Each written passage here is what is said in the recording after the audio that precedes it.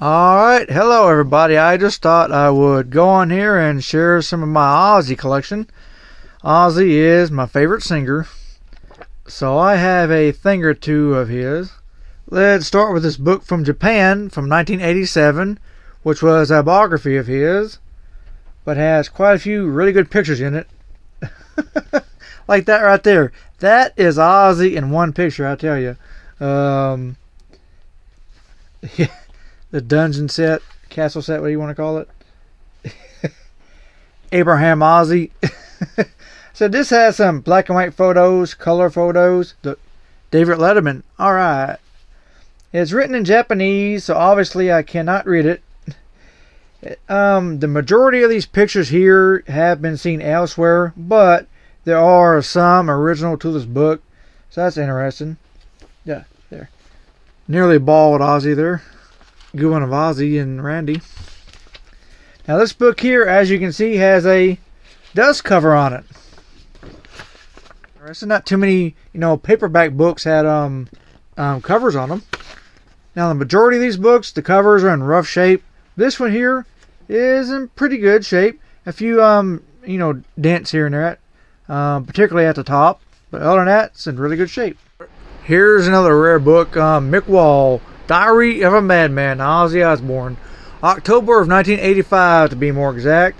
So this covers up until right before the recording of Ultimate Sin. Even remarks, Ultimate Sin, details to come. It's a pretty good little biography. It covers him up till, through Live Aid. Some pretty good pictures. The majority of which you have seen elsewhere. But, there's still some really cool ones in here. Ozzy and Sharon. Ozzy in his red hat. I said the midsection has more of the color photos, but it's black and white throughout. It starts with the Sabbath days, of course, entitled Snowblind. That's the chapter title. There's the band right there. Alright. So this is a pretty good little book. Not extremely rare, but not available at Walmart anywhere. So there you have it. Diary of a Madman, Mick Wall. Ozzy Osbourne Songbook. This has the words and music to some of the songs from the first two Ozzy albums, which was Blizzard and Diary, of course.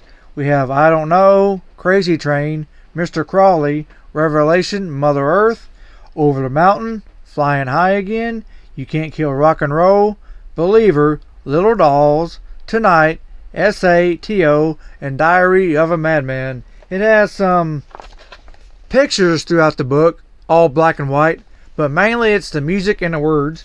So to give you an example, here's Mr. Crawley as they describe it. There's actually a lot of books on Ozzy, some authorized, some not. So here's two more. Ozzy Talking and Ozzy Unauthorized. Now I have 30 more books, but you get the idea.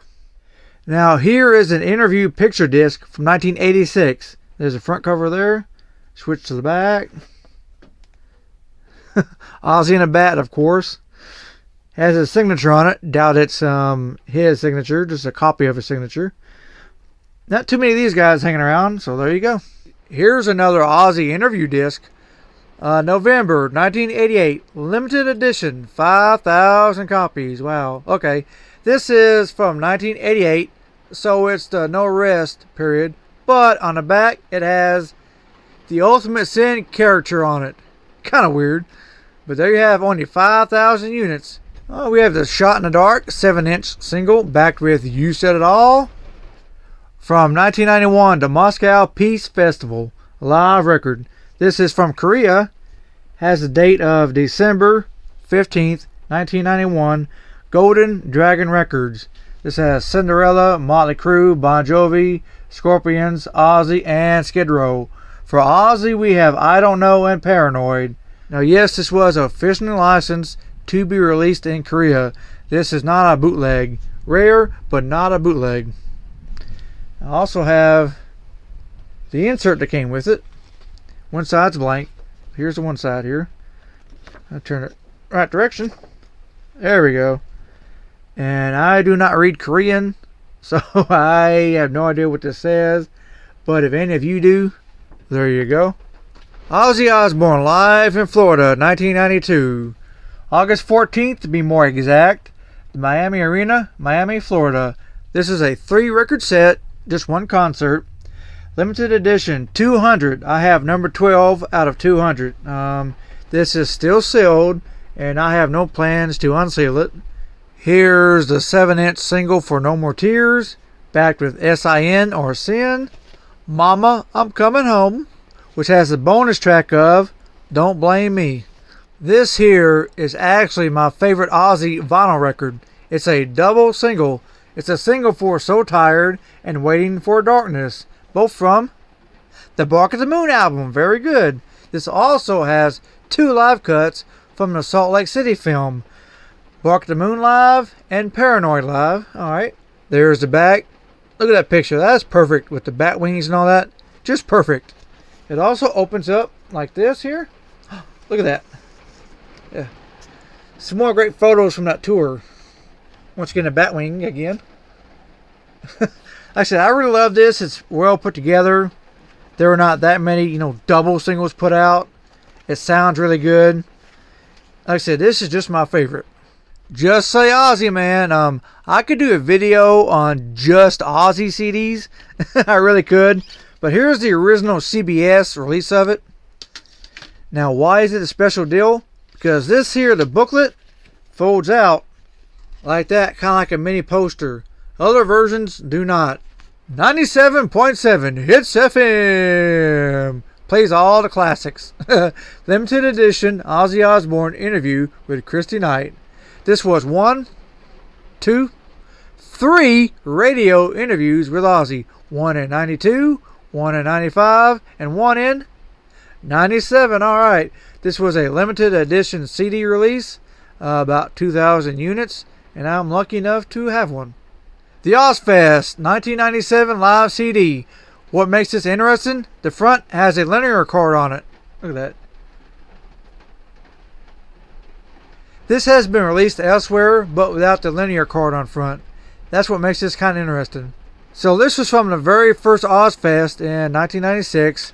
And was the only official release of Perry Mason Live until 2001 came Ozfest Second Stage Live, which included tracks from the Ozfest 2000. So with this, you get Perry Mason from the first Ozfest, and I don't know from the year 2000 Ozfest. Ozzy Osbourne, To Hell and Back. This was a documentary on Yorkshire television, but it got a Japanese-only VHS release. It was kind of weird.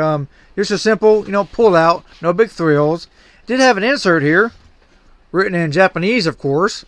I should really take a Japanese reading course. All the stuff in Japanese I have. Anyways, no big deal. Bark at the Moon, also known as Salt Lake City. Here's the Japanese Laserdisc, still sealed. And it was released on several VHS formats. So here's a couple of them. Here's 2 from the UK, 1 from Germany, and 1 from France. All of them use hard cases. Pretty much the same design on each. Ozzy in the outfit. Track listing on the back. Same picture of him as a werewolf. It has different spines. The coloring is somewhat different. They got different tags for different companies they're made from. Actually, this one here is a collector series. So, why was this never released in North America? Don't ask me. From 1991, Don't Blame Me, the first official biography of Ozzy Osbourne. This was released 8,000 versions. Like, here's the UK Laserdisc. Here's the Japanese Laserdisc. The North American Laserdisc. The North American VHS. Like I said, this was released in 8,000 formats and 8,000 variations, but you get the idea. Here's just some of them. Wicked Videos. Now, you think this is a Laserdisc? It is, but it isn't. What do I mean? This is known as a CD video. Now, why is there a difference? Originally, Laserdisc players could not play CDs. Kid you not. So then they made the players that did play CDs. So they created these Laserdisc CD video disc. They could play in either one. It's just a weird format.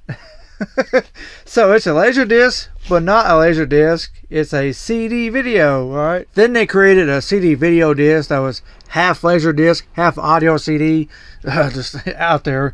Anyways, mine is not sealed, but it was only opened enough to pull the disc out, so it has original wrapping beyond that. Now, Wicked Videos was also released on several tape formats, like the Japanese VHS, which came in a hard case. Mine, I still have the insert for. This has a discography on Ozzy, a videography, and you can never guess, the lyrics to the songs on the tape, Miracle Man and so forth. So they went all out on this one. Let me set you down here. Also the UK PAL version, also in a hard case. There's a regular tape, had no insert with it. Then the US version, good old slipcase. No thrills there. The Ultimate Ozzy. This was released 8,000 ways. Here's the US VHS. Slip cover, no thrills. Here's the Betamax, which was the competitor to VHS. Let me pull you out. There he is. Now basically, this is the exact same cover. It is. But for Betamax, they put a spacer in it to make up for the room and a beta sticker. Not a print, a sticker. So that's the only difference, a sticker and the insert. Now the Japanese version, hard case. Good and sturdy. Also came with an insert with a discography and the words to the songs from the Ultimate Sin album. Why? I don't know. Excuse me. There is one design flaw. The booklet is too big for the case. That's why they all bend like that. They're too big to fit in here.